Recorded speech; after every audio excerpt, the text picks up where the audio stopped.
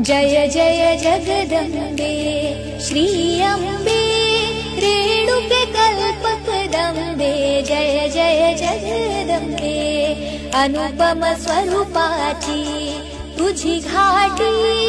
अन्य नसे या सृष्टी तुझ समरूप दुसरे परमेष्ठी करिता झाला कष्टी शशिरस रस रसला वदन पुटी दिव्य सुलोचन दृष्टी सुवर्ण रत्नांच्या शिरी मुकुटी लोपती रवि शशी कोटी गजमुखी तुझ स्तविले हे रंबे